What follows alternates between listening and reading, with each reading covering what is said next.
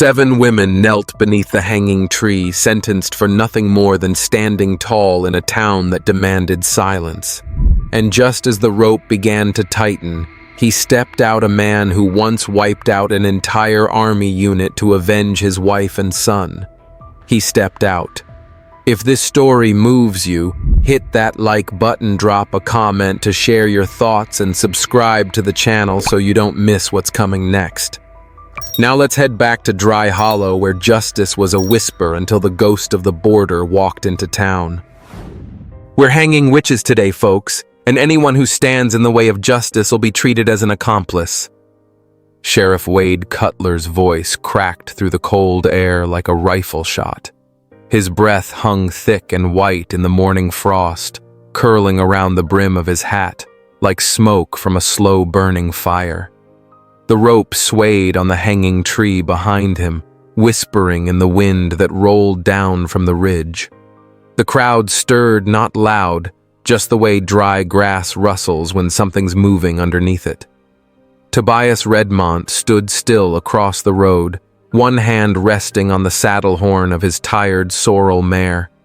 His breath puffed white in the winter air, his gloved hand tight on Juniper's reins. The town square sat ahead, a stretch of frozen dirt hemmed by sagging storefronts and the bare branches of the hanging tree. 7 women knelt there, hands tied their shadows dark on the snow-crusted ground. The crowd's murmurs buzzed low and mean like hornets stirred up. Tobias's jaw locked hard. He'd come for flour and salt, not this. 8 years since the night of red, when fire and blood took his wife Sarah and their boy Caleb, he'd learned to walk past trouble. But Harper's words stuck like mud on his boots. He stepped forward, boots crunching ice. The air carried pine and fear, the kind that settles when a town picks its scapegoat. The women's faces came clear, one with red hair, another with gray eyes, a third with skin like polished oak. Ayanna up front held her chin high, her black hair tangled, but her gaze steady, cutting through the crowd. Sheriff Cutler stood by the gallows hat, low hand twitching near his gun. Preacher Amos Graff, Bible in hand, preached about sin and God's wrath, his voice loud enough to rattle the storefronts.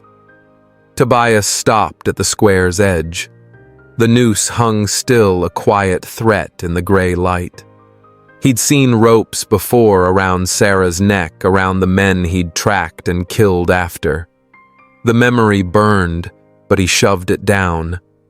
The crowd's whispers grew their eyes on him, the ghost of the border. He didn't care for their talk. But when Ayanna looked up, something in Tobias wavered. Just a flicker, but it hit deep and sharp. Her eyes weren't pleading, weren't angry either. They held, quiet, steady, tired maybe, but not broken. It wasn't Ayanna he saw in that moment. It was Sarah.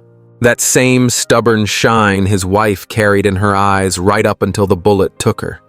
The kind of look a woman wears when the world's already taken everything and she still chooses to stand. The preacher's voice boomed sharp and theatrical. God demands justice. And that was the moment the rope touched her neck. Tobias didn't think, not in words. His boots moved before his brain caught up, hand already sliding into his coat. The blade came out smooth, cold steel, catching a glimpse of weak sun through the clouds. The crowd gasped as one, no scream, no protest. Just breath held like the world paused to watch a ghost break its silence.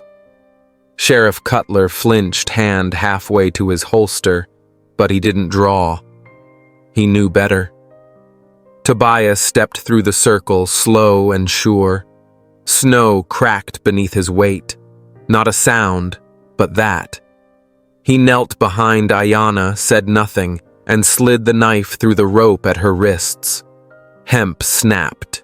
Her arms slumped forward, fingers twitching like they weren't sure they were free.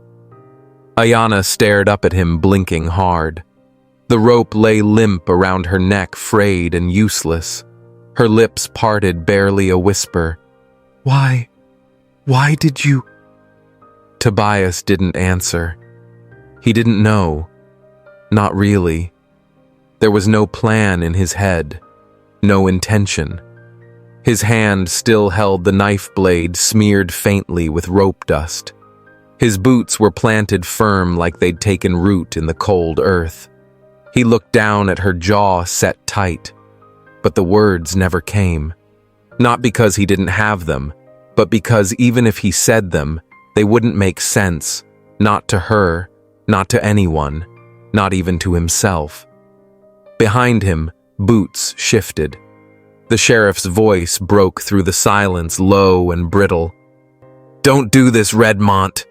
You step back now, nobody gets hurt.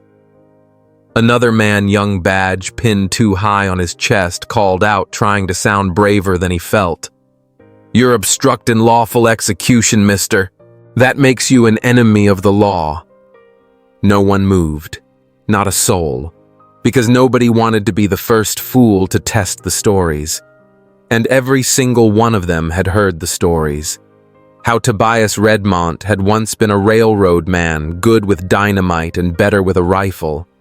How he came home to find his wife and boy mistaken for hostiles and shot by a unit of drunk soldiers. How he'd tracked every one of those men down, all 17. Some said he did it in one night. Others claimed it took a week, but when it was done, he left their bones where they fell and vanished into the borderlands. They called it the Red Dusk. Others called it the day the army bled. No one knew for sure, only that after that, Tobias Redmont rode no more patrols, claimed no land, and spoke to no man unless spoken to first. And now, he stood over a kneeling woman with a cut rope at her feet, holding a knife that hadn't drawn blood, but could. The preacher Graff made the mistake of stepping forward. You can't stop this. This is righteous justice. You protect a witch, you wear her mark. Tobias turned his head just slightly. Just enough. The way a wolf might look at a hand reaching too close. Graff stopped. If they die today, Tobias said, his voice rough as dry dirt, I'll be the last one standing to watch your blood spill. Nobody moved. Graff's mouth snapped shut. Cutler glanced at the crowd, then at Tobias, his face tight. The townsfolk grumbled, but no one stepped up. Tobias cut the other 6 free, their wrists red and raw. He didn't meet their eyes, didn't want their thanks or questions. He nodded to Juniper, and the women followed quiet as ghosts out of the square and toward the hills. The road to his ranch wound through pines heavy with snow, the air sharp with frozen earth and cedar. Tobias rode ahead, Juniper's hooves steady, the women trailing in a ragged line. He didn't speak, didn't look back. His mind churned. 7 lives saved, maybe, but why?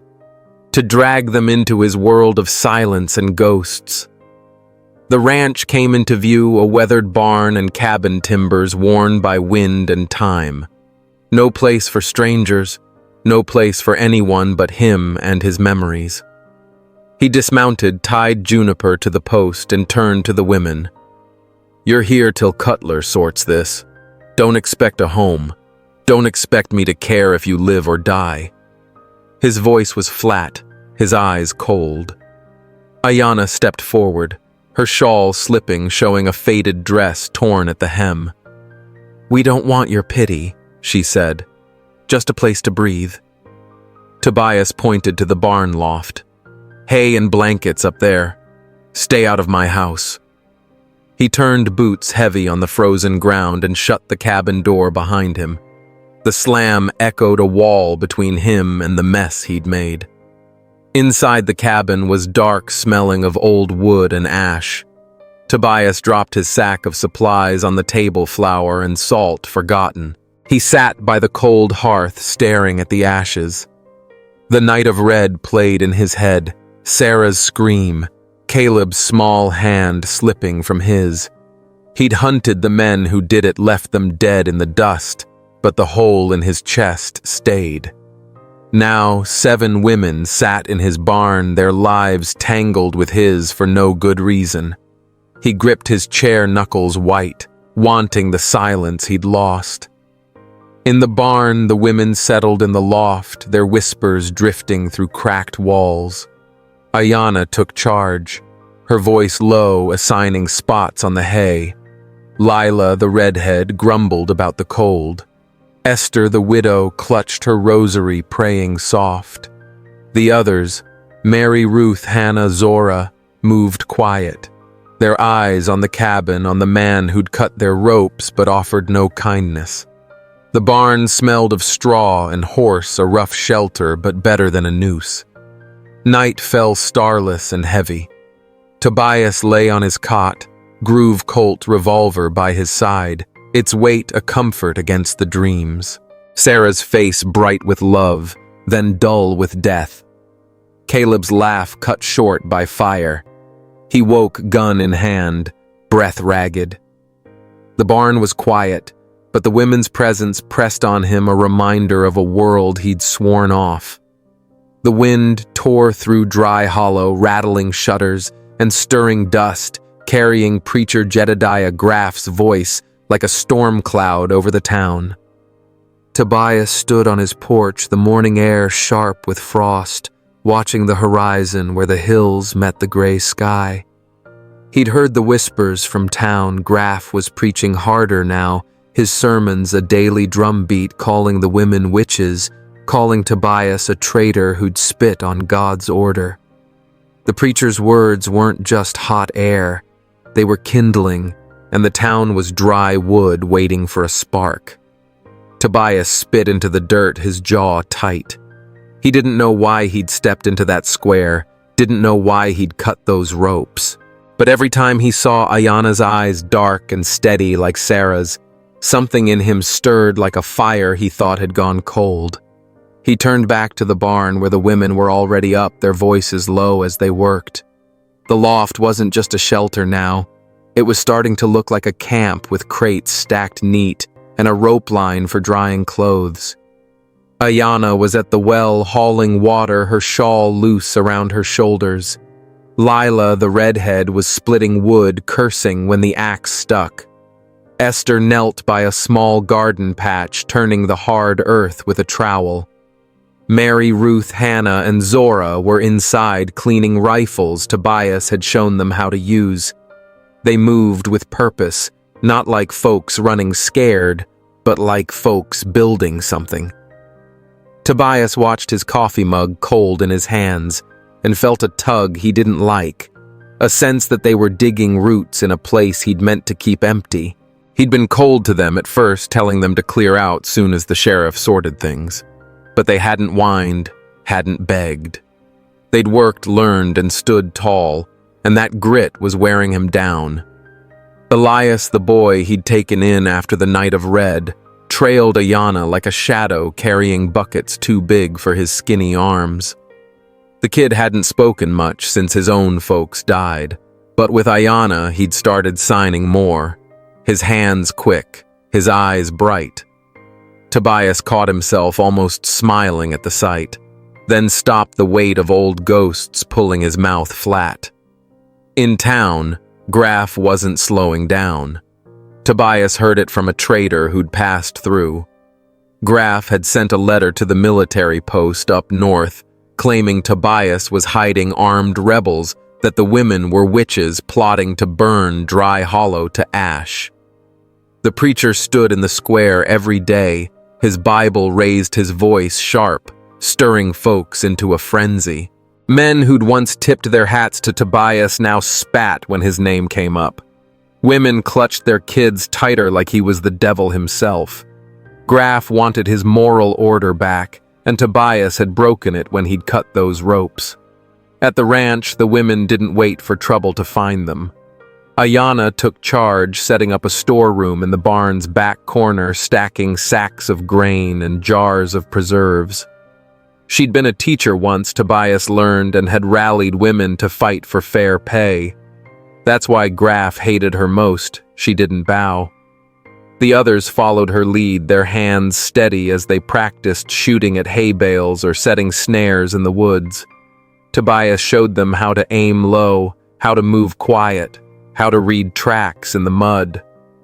He kept his words short, his face hard, but their stubbornness was like a river carving stone, slow but sure. One night, the air heavy with the smell of coming snow. Tobias sat in the cabin cleaning his colt by the fire. The door creaked, and Ayanna stepped in her shawl, damp from the evening chill. She stopped by the hearth, her eyes catching a small tintype on the mantel, Sarah and Caleb frozen in time, smiling like the world hadn't broken yet. Tobias's hand stilled on the gun. He didn't look up, but he felt her gaze heavy as a hand on his shoulder. "You light that candle every night," she said, her voice low, not pushing, but curious. "Who are they to you?" He stared at the gun, the metal cold under his fingers. The words came slow, like pulling nails from wood. "My wife. My boy. I killed a whole squad to avenge him. Didn't save him, though. Didn't bring him back." He looked at her, then her eyes steady, and something cracked in him. "You're still breathing. I ain't letting that happen again." She nodded, not saying more, and left him with the fire's crackle and the ghosts in his head. Outside, Elias sat on the porch, signing to the stars, his hands moving like he was telling a story. Ayanna joined him, and Tobias watched through the window, his chest tight. The boy trusted her, and that trust was pulling Tobias open whether he wanted it or not. The storm came at midnight, rolling over the hills like a fist, the sky black and heavy with rain. Tobias stood on the porch, his rifle propped against the rail, the air thick with the smell of wet earth and trouble. He'd known they'd come. Graf's letters had done their work. Word reached the ranch that Captain Morrison, a military man with a name for breaking rebels, was riding in with a dozen soldiers to clean up the mess Tobias had made. The women knew it too, their faces set as they checked traps and loaded guns in the barn. Tobias had spent days with them mapping the ranch's weak spots, showing them how to use the land. They'd dug pits near the fence line covered with brush. They'd strung wire low in the trees sharp enough to trip a horse. Ayanna had taken to it like she'd been born to fight, her hands steady on the rifle, her eyes sharp.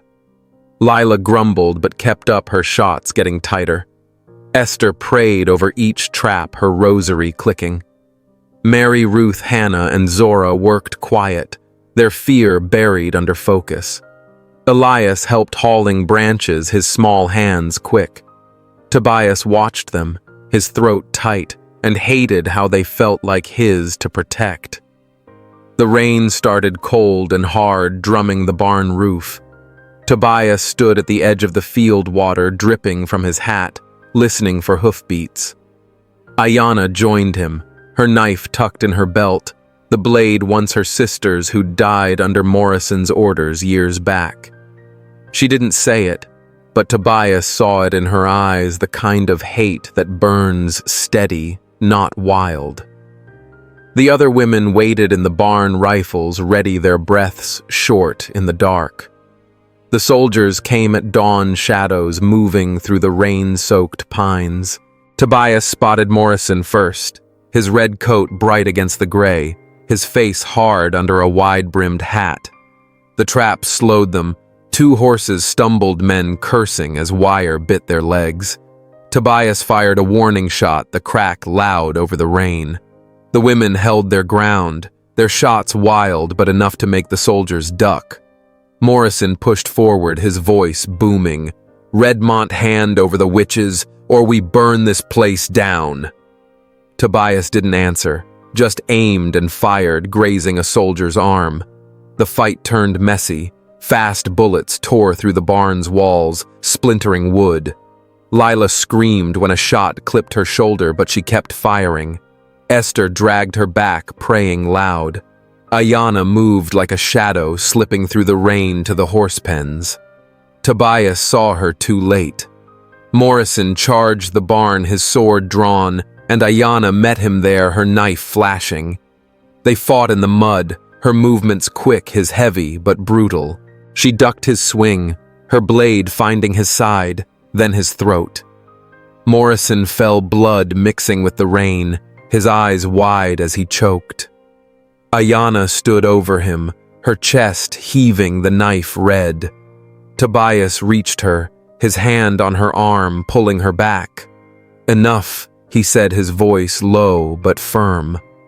The soldiers faltered, seeing their captain down. Tobias fired again, and they broke, retreating into the trees. The ranch went quiet, the rain washing away the blood. Lila's wound was shallow, but the barn was shot full of holes. The women gathered, their faces pale but hard like stone after a flood.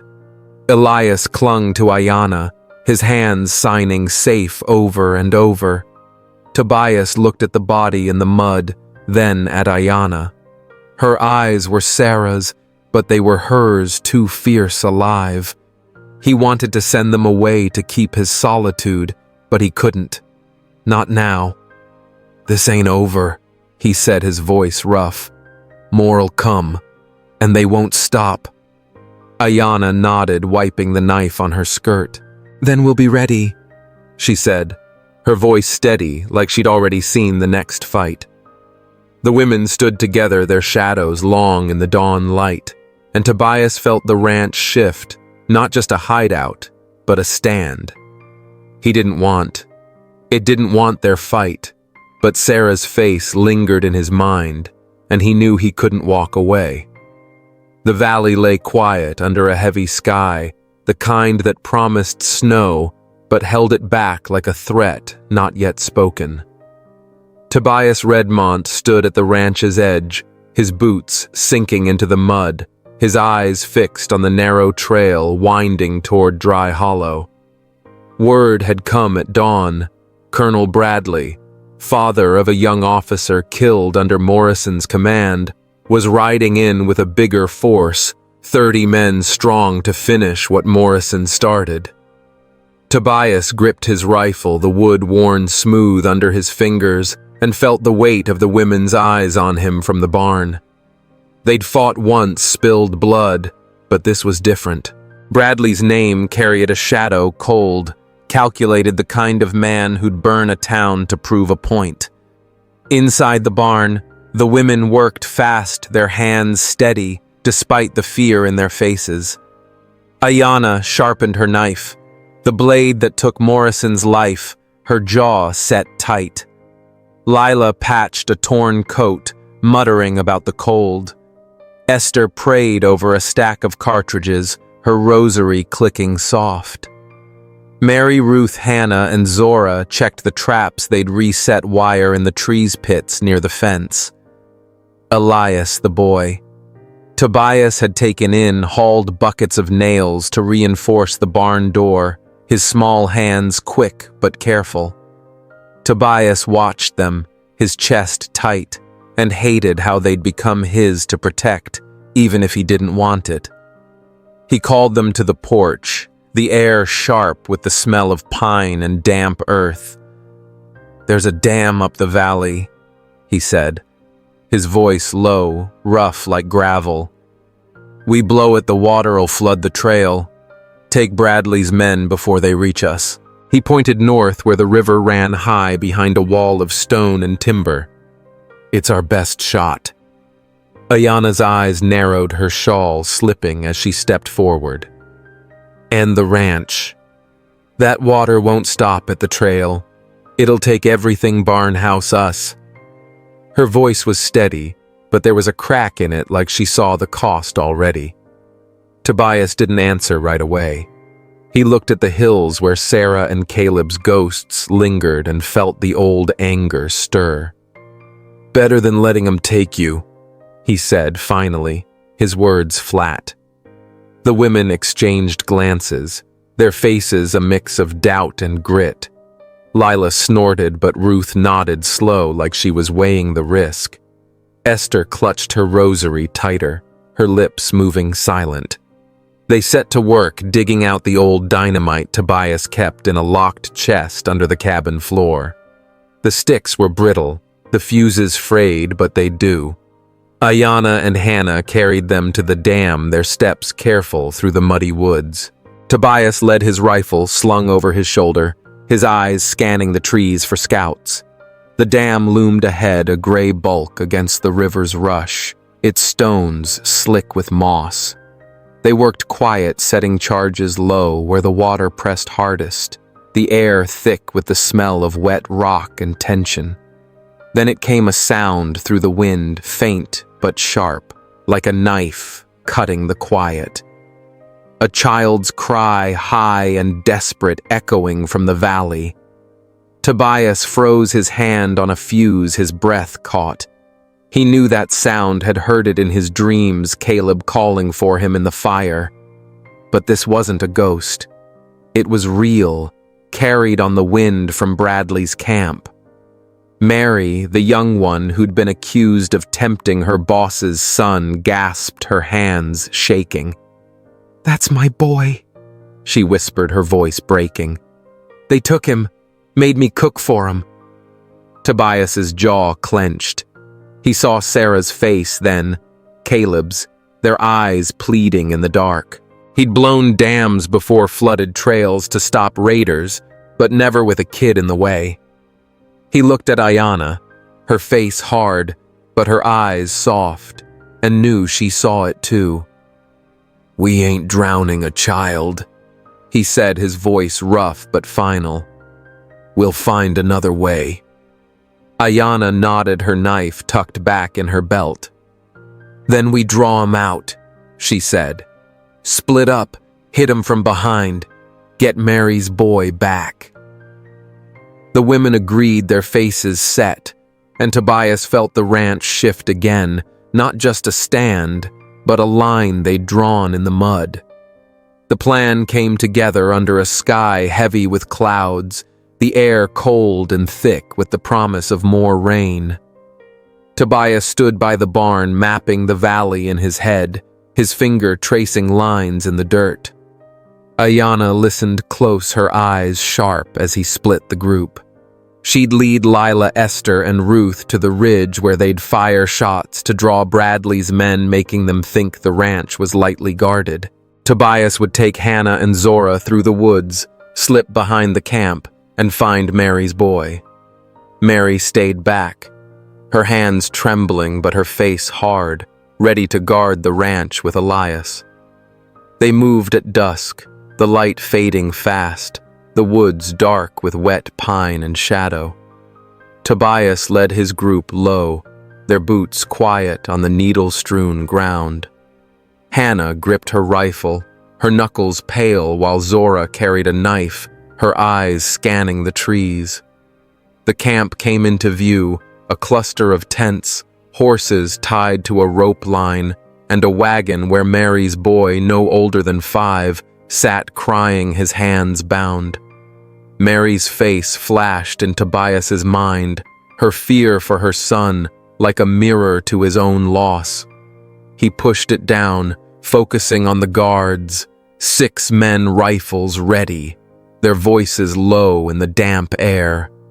Ayanna's group struck first, their shots cracking from the ridge, loud and wild. Bradley's men shouted, grabbing weapons, half of them charging toward the sound. Tobias waited, his breath steady, then moved fast, cutting through the brush. Hannah and Zora followed, silent as ghosts. They reached the wagon, and Tobias sliced the boy's ropes, his small body trembling as Hannah scooped him up. A guard turned, raising his rifle, but Zora's knife was faster, catching him in the shoulder. He fell cursing, and Tobias dragged the boy and women back into the trees. On the ridge, Ayanna's group held their ground, their shots sparse but enough to keep Bradley's men pinned. But the colonel was no fool. He sent a squad to circle behind, and Ayana's group fell back, their boots slipping in the mud. In the chaos, Ayana spotted a young man in a crisp uniform, his face pale but proud. Bradley's son, Lieutenant Thomas. She moved quick, her knife at his throat before he could draw her voice low. "Call him off or you're done." Thomas froze, his eyes wide, but he shouted, "Hold fire!" The soldiers hesitated, their rifles lowering. Tobias reached the ridge. Mary's boy safe in Hannah's arms, and saw Ayana with Thomas, her grip steady. Bradley rode up, his face red with rage, his pistol drawn but useless. "You'll pay for this, Redmont," he growled, his eyes on his son. Tobias stepped forward, his rifle ready. "Your boy for theirs," he said, nodding to Mary's kid. "Fair trade." But Ayana's eyes flashed and she shook her head. "No trade," she said. "He's gonna tell the truth about Morrison, about your men, about what they did to us." Bradley's face twisted, his hand shaking on the pistol. The soldiers stood frozen, the air thick with rain and tension. Tobias looked at Ayana, her knife steady, and felt a knot in his chest. He'd killed to save before, left bodies in the dust for Sarah and Caleb, but it never fixed anything. Now holding Bradley's son as leverage felt wrong, like crossing a line he'd sworn not to. But letting him go meant risking everything, the women, the boy, the ranch. He thought of Sarah, her voice soft in his memory, telling him to be better than the men who'd burned their home. He thought of Caleb, his laugh gone silent. "What's it gonna be, Ayana?" he asked, his voice low, rough with doubt. "We kill to save 'em. Are we any better?" She looked at him, her eyes steady like Sarah's, but her own. "The only wrong is standing still when you can act," she said. "We ain't killing for hate. We're saving what's ours." The standoff held, the rain falling harder, soaking their coats. Bradley's men shifted, their eyes darting between their colonel and the women's rifles. Tobias felt the weight of the moment like a rope tightening around his chest. He could end it now, take Thomas's life, break Bradley's will. But Ayana's words hung heavy, and he saw Mary clutch her boy, her face wet with tears and rain. He lowered his rifle just an inch and nodded to Ayana. "Your call," he said. She held Thomas a moment longer, then stepped back, her knife still ready. "Tell your men to stand down," she said to Bradley. "And tell them why you're here, who you're really fighting for."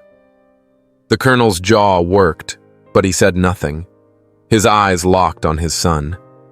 The valley stayed quiet, the standoff unbroken, and Tobias knew this wasn't the end, just a pause before the next storm. The rain kept falling, a steady drum on the valley floor, soaking the mud, and the men still frozen in their standoff. Tobias stood with his rifle half raised, his eyes flicking between Colonel Bradley's scowl and Ayana's steady grip on her knife, the blade inches from young Thomas's throat. The soldiers' rifles wavered, their boots shifting in the wet earth, but no one fired. The air smelled of gunpowder and pine, thick with the weight of what might come next. Tobias felt it in his bones. This moment could break one way or another, and he'd seen enough blood to know it didn't always mean winning. Hoofbeats broke the quiet, heavy and fast, coming from the North Trail. Tobias tensed his finger tight on the trigger, expecting more of Bradley's men. But the riders weren't soldiers. 5 men in dark coats, badges glinting under their hats, rode into the clearing, their horses kicking up mud. Federal investigators, their faces hard, their eyes scanning the scene like hawks over a field. The lead man, Agent Carver, raised a hand, his voice cutting through the rain. "Stand down, all of you. This ends now." Bradley's jaw tightened, his pistol still aimed at Tobias, but his eyes darted to the newcomers. Ayanna didn't move her knife steady, her gaze locked on Thomas. The boy's face was pale, his lips trembling, but he didn't struggle. The women, Lila, Esther, Ruth, Hannah, Zora, and Mary with her boy, clutched tight, stood behind the barn, their rifles ready, but low. Elias the kid. Tobias had taken in, pressed close to Ayanna, his hands signing quick, nervous shapes. Carver dismounted his coat heavy with rain and walked straight to Bradley. "Colonel, we've been tracking your outfit for months," he said, his voice calm but sharp, like a blade wrapped in cloth. "False reports, extortion burning homesteads to clear land for your bosses. And now this chasing women on a preacher's lies." He held up a sheaf of papers, waterlogged but legible, stamped with federal seals. "We got your letters to Graff. We got Morrison's orders, too." Bradley's face went red, his pistol shaking. "You got no proof," he snapped, but his voice cracked like he knew the ground was slipping under him. Thomas, still in Ayanna's grip, looked at his father, his eyes wide with something new, not fear, but shame. He spoke, his voice soft but clear, cutting through the rain. "It's true, Pa. I saw it. The burned farms, the folks you ran off, Morrison's men laughing about it, Graff pushing you to call them witches." The soldiers shifted their rifles, lowering an inch. Bradley's eyes burned, but he didn't speak. Tobias watched. Thomas saw the kid's shoulders square like he was shedding a weight he'd carried too long. Ayanna loosened her grip, her knife dropping to her side, but she didn't step back. "Tell him all of it," she said, her voice steady, like she'd known this moment was coming. Thomas swallowed, his eyes on the ground, then the crowd. Graff wanted control, said the women were a threat to the town's soul.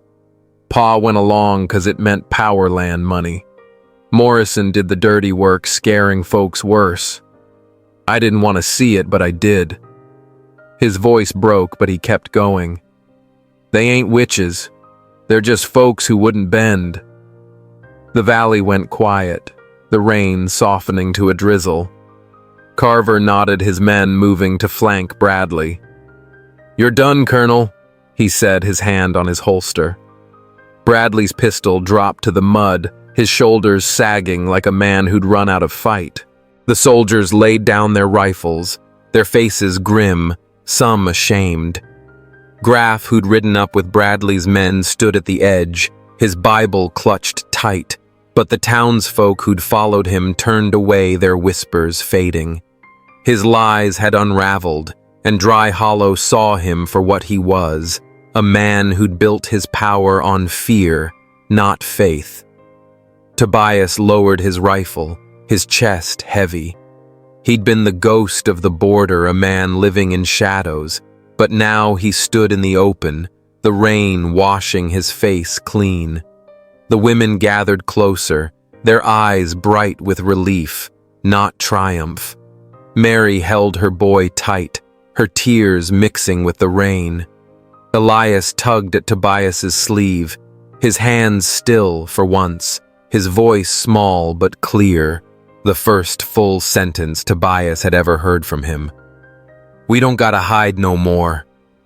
Tobias looked down at the boy, his throat tight, and saw Sarah's smile in his eyes.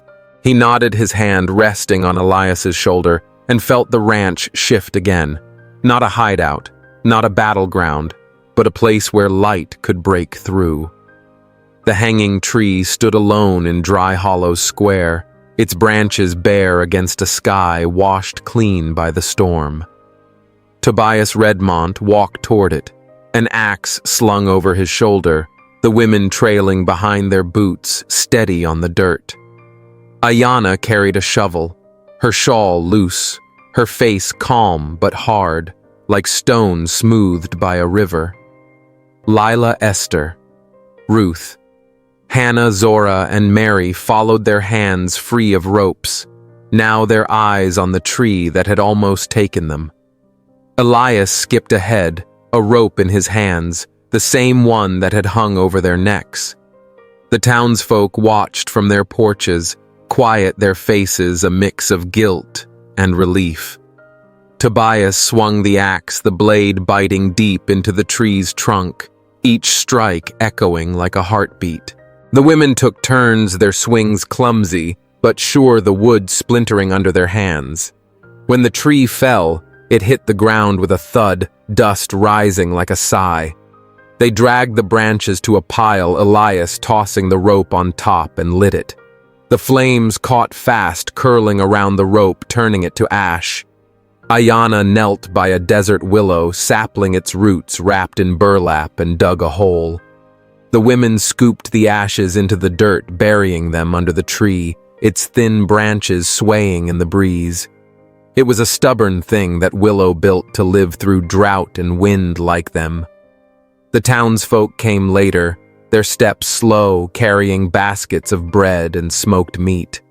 They set up tables in the square, a quiet gesture, not quite an apology, but close. Tobias sat at the edge, his coffee mug warm in his hands, watching Elias laugh with Ayanna, the boy's smile brighter than Tobias had ever seen.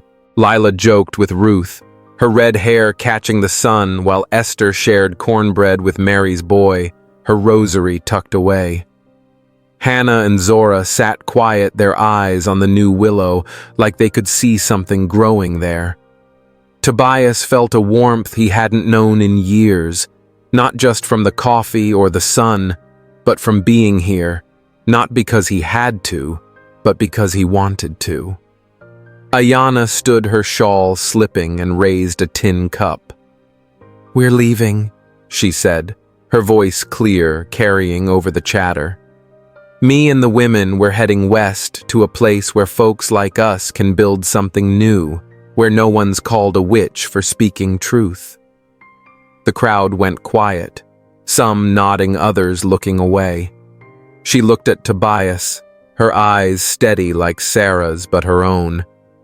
"You gave us a start, Redmont. We won't forget it." Tobias nodded, his throat tight. He didn't want them to go, didn't want the ranch to feel empty again, but he saw the fire in her eyes, the same fire that had kept her alive. "You'll do fine," he said, his voice rough but soft. "Just keep that knife sharp." She smiled, a small thing, but it stayed with him. That night the women packed their gear, their movements sure like they'd already left Dry Hollow behind. Mary's boy clung to her, his small hands gripping her skirt. Tobias watched from the porch, Elias at his side, and felt the weight of their leaving, like losing something he hadn't known he'd claimed. Next morning, Tobias saddled Juniper, his hands steady, but his chest heavy. Mary and her boy needed a safe place somewhere beyond Dry Hollow's reach, and he'd see them there. The women rode out at dawn, Ayanna leading her shawl a banner in the wind. Tobias followed Mary and her boy on a pony beside him, their faces bright with hope, not fear. The trail west wound through hills dusted with early light, the air clean with the smell of sage and new earth. Tobias looked back once at the ranch fading behind the pines, and saw not just the ghosts of Sarah and Caleb, but a place where he'd stood for something. He wasn't the man who'd hunted for vengeance, who'd lived in shadows. He was a man opening a path not for himself, but for those who needed it. The willow stood in his mind, its roots deep, holding fast against the dry years. As the sun broke over the ridge, painting the valley gold, Tobias felt something shift, like a door creaking open. He wasn't running from the past anymore. He was riding toward something new, not revenge, but a reason to keep going, to guard what was right. Elias rode close, his hands signing home, and Tobias nodded, his eyes on the horizon where the women's shadows stretched long, carrying their fight to a new land. And that's the end of the ghost on the frozen field. Now, if you're still here, thank you, really. This one, it hit deep. It wasn't just about shootouts or justice or revenge. It was about something quieter, something harder to name. To me, this story is about how healing isn't loud, it's slow, messy, and often uninvited. Tobias didn't plan to save anyone. He didn't even want to. But something in him moved. Maybe it was Ayana's eyes. Maybe it was the memory of Sarah and Caleb. Or maybe it was just that small, stubborn part of a man that still believes in doing the right thing, even when the world has told him it doesn't matter anymore. And that's what I love about these characters. They're not heroes in shining armor. They're broken, bruised, exhausted, but they stand anyway. They don't save the world, but they save each other. And sometimes that's the bigger miracle. This story reminds us that justice isn't always clean, that strength isn't loud, and that sometimes the bravest thing a person can do is to care again. So now I'm asking you, what part of this story stayed with you? Was there a moment that hit home, or a line that made you stop and think? Drop it in the comments. I'd really love to hear what this story meant to you. Let's talk about it like old friends around a fire. And hey, if you felt something, share this with someone who needs to feel it too. Until next time, stay kind, stay brave, and keep telling the stories that matter.